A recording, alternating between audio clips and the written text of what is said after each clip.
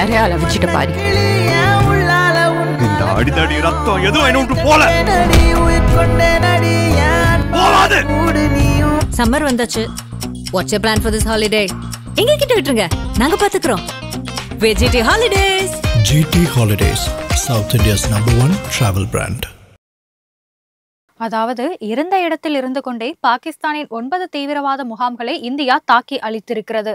இதற்கு முன் பாகிஸ்தானை குறிவச்சு நடத்தப்பட்ட தாக்குதல்களை விட இது மிகவும் வலிமையானது அப்படின்னு சொல்லப்படுது. நள்ளிரவு நேரத்துல பாகிஸ்தான் மீது போர் தொடங்கியதுமே நமது நாட்டோட ராணுவம் மிகவும் துடிப்போடு இயங்கி இருக்குன்னா பாத்துக்கோங்களேன். பாகிஸ்தான் மற்றும் அந்த நாட்டோட ஆக்கிரமிப்பு காஷ்மீர் பகுதியில எங்கெல்லாம் பயங்கரவாதிகள் முகாம் அமைச்சு செயல்படுறாங்க அப்படிங்கறத ஏற்கனவே நம்ம உளவு அமைப்புகள் துல்லியமா கண்டுபிடிச்சு வச்சிருந்தாங்க. அதை இலக்கா வச்சு தாக்குதல் நடவடிக்கையும் தொடங்கப்பட்டிருக்கு.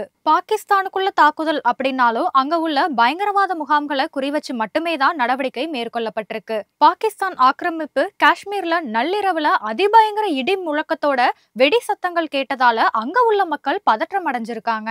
நம்ம படைகள் செலுத்திய ஏவுகணைகள் பாகிஸ்தான்ல இயங்கிய தீவிரவாத முகாம்களை வம்சம் செஞ்சு தவிடுபொடியாக்கியிருக்கு. இதுல அங்க பதுங்கி இருந்த தீவிரவாதிகள் பல பேர் கொல்லப்பட்டிருக்காங்க. இந்த தாக்குதல்ல ராணுவத்தோட முக்கிய படைப்பிரிவான பீரங்கிகள் பங்கும் குறிப்பிடத்தக்க ஒன்னா இருக்கு. எந்தவித தடையுமே இல்லாம நம்ம பீரங்கிகள் பாகிஸ்தான் எல்லைக்குள்ள நுழைஞ்சிருக்கு.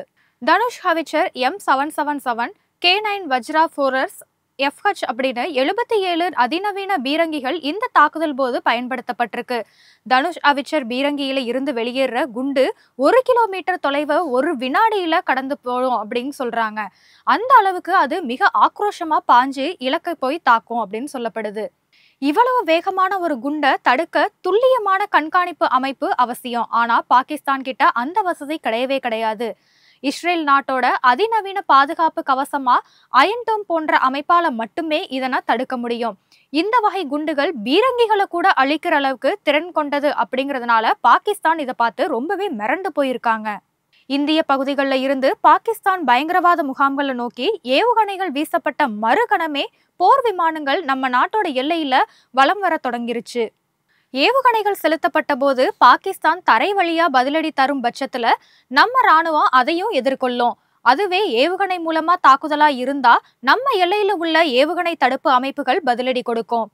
அதே நேரம் பாகிஸ்தானோட போர் விமானங்கள் நம்ம எல்லையை தாண்டி உள்ள வந்தா அதனை எதிர்த்து சண்டை போடுறதுக்கு நமது போர் விமானங்கள் கண்டிப்பா களமிறக்கப்படணும். அதன் காரணமாவே பாகிஸ்தான் இலக்குகளை குறிவச்சு இந்திய ராணுவம் தாக்குதலை தொடங்கினப்போ இந்திய போர் விமானங்கள் தங்களோட எல்லை பகுதியை அரணா காக்குற வகையில எல்லையில வட்டப்படித்தபடியே பறந்து கொண்டு இருந்தது. நம்ம நாட்டோட எல்லையோர பகுதிகளில் எங்கெல்லாம் எதிரிகளிடமிருந்து பாதுகாப்பு தேவையோ அங்கெல்லாம் அதிநவீன போர் விமானங்கள் பறந்துகிட்டே தான் இருக்கு. நம்ம இலக்கு பாகிஸ்தான் ஆதரவு பயங்கரவாதிகள் அப்படிங்கறதுனால இந்த தாக்குதல்ல அந்த நாட்டோட உள்கட்டமைப்புகள் மேல நம்ம ராணுவம் குறி வைக்கவே இல்ல.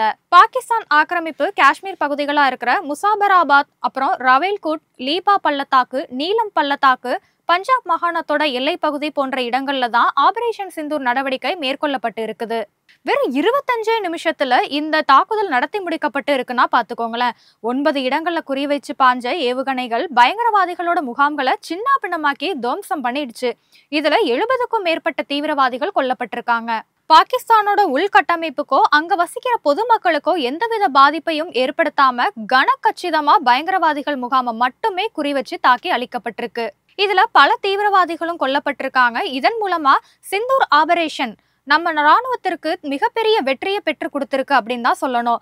பாகிஸ்தான் அரண்டு போயிருக்குது. நம்ம படைபலத்தோட வல்லமை உலக நாடுகளுக்கு பறைசாற்றப்பட்டிருக்குன்னு தான் சொல்லணும். நள்ளிரவு நேரத்துல ராணுவம் மேற்கொண்ட இந்த நடவடிக்கைகளை முப்படைகளோட உயர் அதிகாரிகள் மட்டுமில்ல, இந்திய பிரதமர் நரேந்திர மோடியும் கண்காணித்தபடியே தான் இருந்திருக்கிறாரு. தீவிரவாதிகளோட முகாம்கள் அளிக்கப்பட்ட வெற்றி செய்தி காலையில கண்விழித்த இந்திய மக்களுக்கு ஒரு இனிமையான செய்தியா தான் இருந்திருக்கு.